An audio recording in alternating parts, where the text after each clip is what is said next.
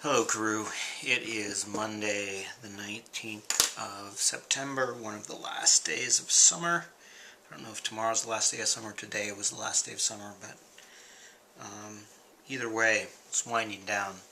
The weather here has cooled down significantly recently. You know, we never had the super hot summer that we usually do, but still it's cooled down quite a bit. So I have a list of things here to discuss relating to your most recent videos. I enjoyed the little bit by Taff, or Taff's brother, speaking Welsh. I'm not sure that Sarah is taking your challenge seriously and making Annie find out what Hugh was talking about. And I'm curious, is Hugh spelled H-U-W, or because that would be common, I believe a common spelling of Hugh in Wales. But while we're on the subject of Wales, why don't I go ahead and go through the Welsh related things that I have on my list. Number one, Swansea City Football Club is, I believe, the team that you were talking about. I think they're like 1, 2, and 2 in the Premier League right now. They're kind of lower mid-table, like in the 14th or something. But here's to hoping they can stay up. Probably will be tough for them. Let's see, what else do we have there? Oh, you were talking about how Taff loves bagging on the Saxons. And I don't know if you've read any of Sarah's stuff, but Saxons are the bad guys in all of her...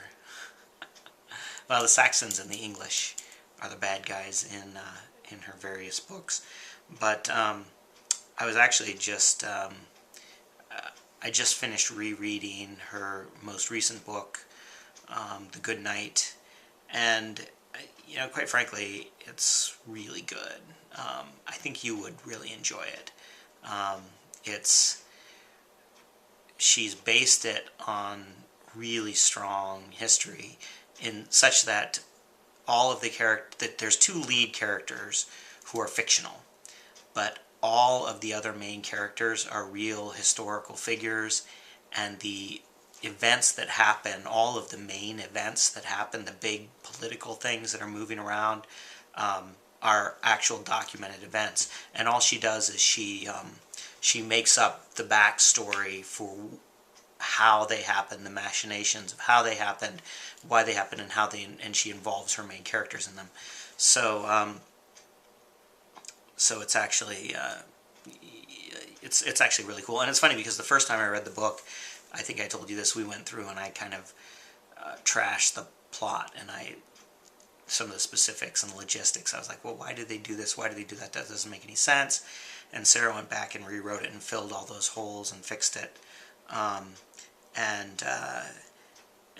And then I just finished reading it the second time, and she added an author's note at the end after it was completed, where she talks about what actually happened, and I was like, wow, I had no idea reading it that it was so close to actual historical events.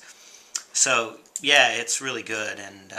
And in response to your question about who won the argument, so we had a intense discussion at lunch or dinner, whatever it was, down at GP, about it, and we weighed the pros and cons, and eventually I convinced her to ask her writer community online what they thought she should do.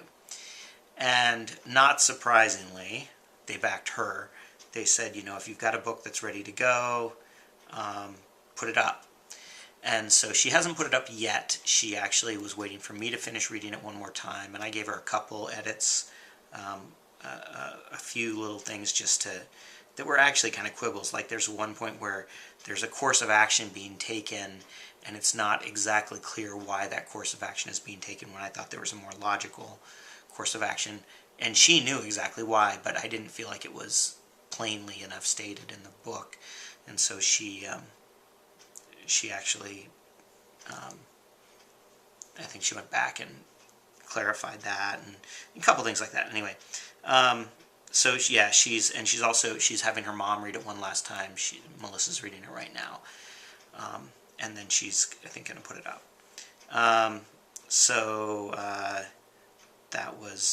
That's a good thing. And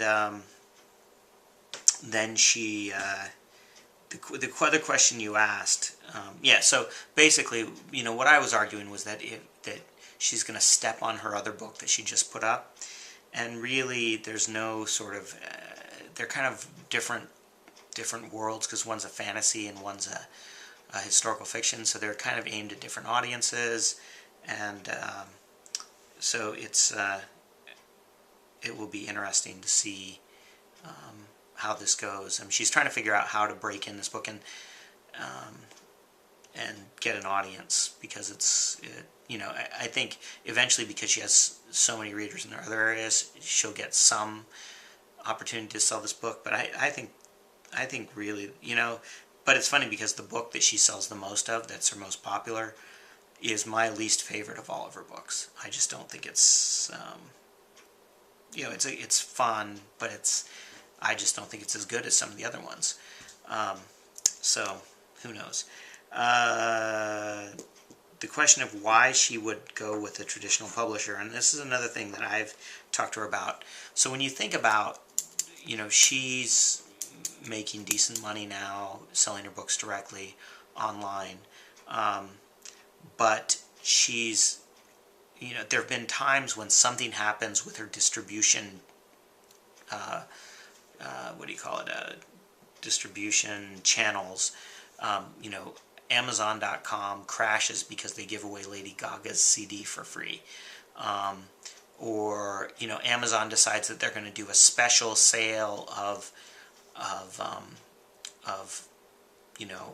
top, New York Times bestseller books for, under $3 each, and all of a sudden the indie books drop off, get hammered, because they're now selling these big name recognized books for the same price as the indie books. And so she's really, her position making money is precarious. She's at the she's kind of at the whim of these big companies that, quite frankly, the thing about indie authors is they have no power. And the distribution chains are making money off of them and are happy to do that. But if the publishers were to get smart, what they would do is they would come in and they would say, we'll pay you to promote our books and to hide these indie books, to make it harder for people to buy them. And Amazon.com could do that, and it wouldn't take that much money from the big publishers to protect their interests to buy them off, and she'd be screwed. So I kind of feel like she needs to hedge her bets. And she's been really lucky because she got in at a good time. She's among indie authors. She's well known. She just got asked to participate in a second compendium about indie authors. So she was in one book, and she's going to be in a second one about women indie authors with 20 people. And so, she's established a really kind of strong base. But I just feel like if she diversified her distribution channels, that was the word I was looking for, she would be in a better position. And that's why I think she should continue to try to publish. It's not because she's going to make more money publishing a book through a traditional publisher. Quite frankly, the odds of her making more money than she's making now selling her books online are not high. Most people don't make more money. And, even her friend who got a $250,000 advance for a trilogy, that's over 5 years, and she's ended up getting screwed by the publisher. The publisher, the first book didn't sell as well as they wanted it to, so they refused to to promote the second book, and the third book just came out, and it's nothing. There's no publicity at all, and it's just, you know, languishing, and that people just have no way to find it, and she has no control over the cost, the price point. So even though, you know, if she put it up, you know, if her friend who's a known author could put up this book at, you know, a price point of $3 for digital downloads, she would sell a ton of them. But they're selling it at $10 a piece, or 10 or 12 bucks a piece, and it's just not competitive, and nobody can find it, and it's expensive, and so yeah, it's a bad thing. However, what being traditionally published would mean is that she would get that she's already got, you know, a following in indie publishing, but having a traditional publishing as well, there's sort of a stamp of approval there, and there's an opportunity for her to basically diversify the way that she is making money, and so I think that's what the advantage would be. I think having, you know, one traditionally published book, or maybe even a series of 3 traditionally published books, gives her a cachet that she wouldn't otherwise have. Yeah, we'll see how that goes. I'm gonna, since I guess we're trending towards shorter videos, I'm gonna stop this before I go back and talk about the other things I was gonna talk about. So in the publishing world, the publishing industry doesn't think it is, but it's still dead.